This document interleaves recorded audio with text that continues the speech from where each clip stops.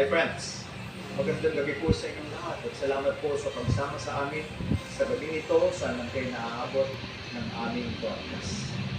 Ngayong gabi ay pag-aaral natin ng tungkol sa turo ng banal na kasulatan may kinalaman sa paghukom. Naalala niyo marahil ng December 2011 nang ang punong maestrado ng Pilipinas sa katauhan ni Chief Justice Renato Corona ay dumaan sa impeachment trial. Ang punong maestrado, ang Chief Justice, ay dumaan sa isang paglilitis. Ang buong Pilipinas ay halos nagulantang at nagkaroon ng napakalaking kaguluhan, pag-iisip, ang mga tao at ang mga maestrado, ganoon na din ang mga politiko.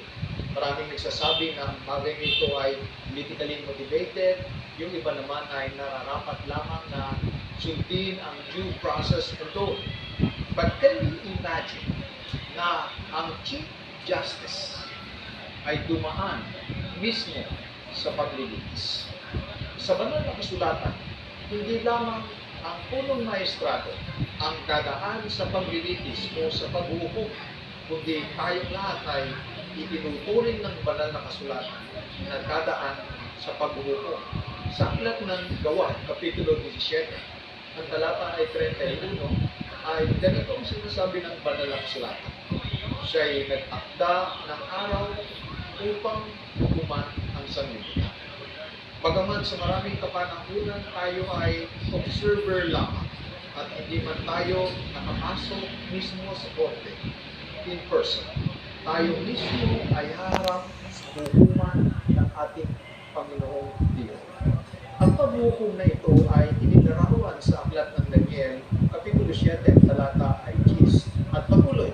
Isang mapangis na sigalbo ay lumabas at nagmula sa harap niya.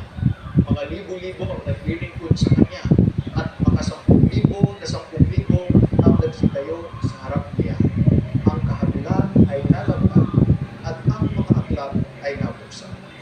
Sa banal na kasulatan ay binabanggit na ang ating mga ginagawa, ang ating mga sinasalita, ang ating buong buhay simula ng tayo ay ipanganak, ay bawang nakatala sa aklat ng alaala ng ating Panginoon Diyos.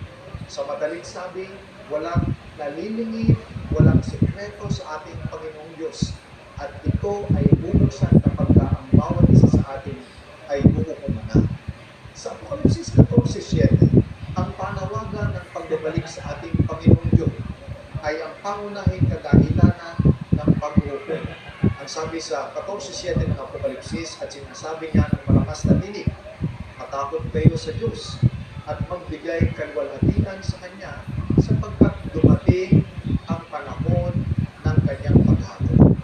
Ngayong mga huling araw, kagaya ng ating mga napag-aralan, kailangan nating ihanda ang ating mga sarili at magbigay kalwalhatian sa ating Panginoong Diyos sa kadahilan ng ang Kanyang paghatol ay dumating. Sa Ecclesiastes, ang tema ng paghatol ay palinaw ng binabanggit.